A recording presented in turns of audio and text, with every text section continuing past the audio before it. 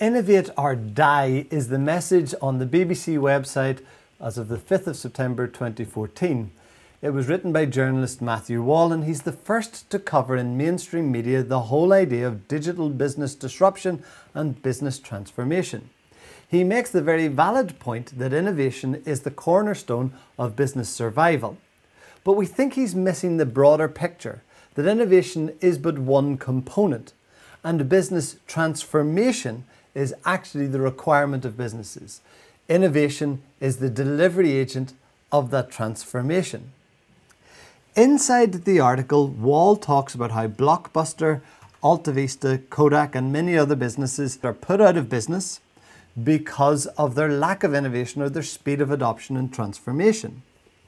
He goes on to talk about how Barclays Bank have created an accelerator centre in Whitechapel to accelerate their cycles of innovation. They've taken it outside their mainstream business. The accelerator centre is coming up with products much faster than when it was kept inside the business. One of the things that they have created is called Pingit. Pingit is a very simple to use mobile app that allows people who are members and savers in Barclays to be able to transfer money and give money to others who may or may not be Barclays members. When we take a look at the sentiment of how this has been received by the public and we go on to Twitter, we see that Barclays customers actually love it. So the innovation in this case is helping them, but is the innovation in the right direction? In the US, we are seeing businesses like Bank of Internet USA starting to rise to prominence. This is a 100-man strong company now handling multi-million-dollar transactions. Is Bank of Internet actually where the real threat is going to come from? And would Pingit apps be enough to save it? We don't know. But what we do know is that Barclays have to transform beyond just the technology. They need to seek alignment in their business. Let's take a look at the rest of the article from Wall and try to understand if the examples are actually even innovations.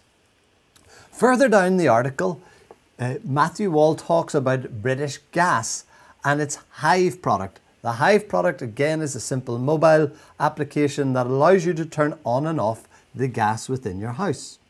When again we take a look at the customer and their sentiment towards British Gas, they seem to actually have a very different opinion as to how British Gas treat them than Barclays. It would not be unfair to say that the vast majority of all commentary is negative towards British Gas, and this poses a problem. The more negative sentiment they have, it can be judged that the relationship with the customer is colder. The colder the relationship that the business has, the less likely the customer is to perceive the innovation as something of benefit. In fact, quite often they can see through it as gimmickry. And we may be led to think that British Gas is actually involved in more smoke and mirrors than true innovation.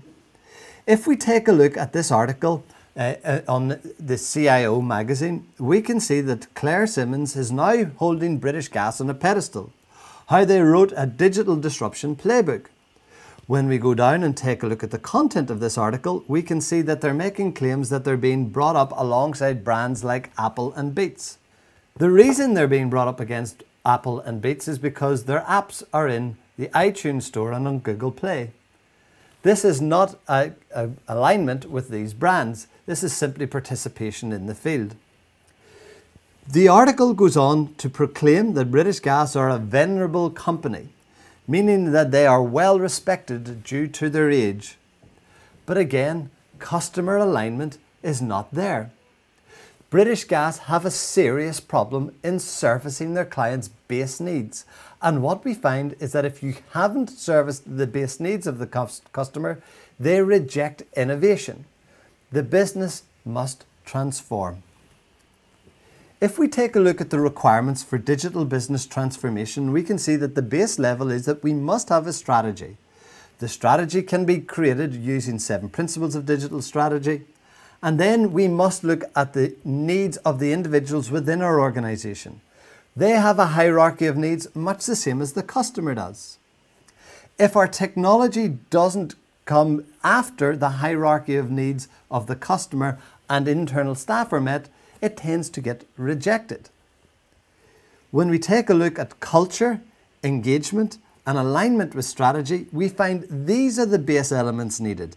Innovation is an output that happens when all of these things come to align, and transformation then happens and the businesses grow and prosper. Attempts to pin transformation purely on innovation are on false ground. The innovation will fall through, the customers won't grab it, and competitors can steal the march.